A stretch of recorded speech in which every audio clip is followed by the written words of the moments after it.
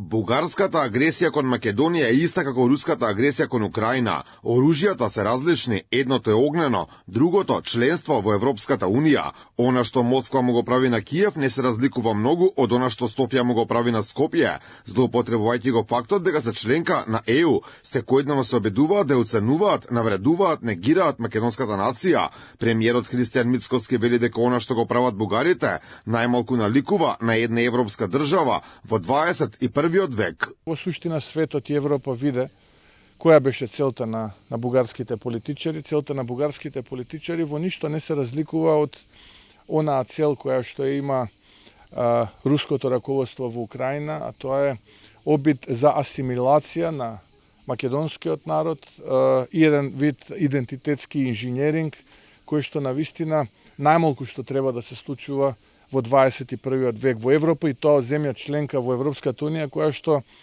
што треба да споделува европски вредности. Години наназад попустливоста кон Софија беше заштитен знак на македонската дипломатија, но тоа се промени и им пречи на бугарите. Според Мицкоски, добро е што Европа конечно гледа која е политиката на Бугарија во однос на Македонија, дека уставните измени не им се единствена цел, туку целта е целосно негирање на македонската нација. Наместо да ја подадат раката на Македонија, наместо да не поддржуваат во патот кон полноправно членство во Европската Унија, што впрочем е и дел од договорот за добро соседство, тие гледате имаат поинаква цел.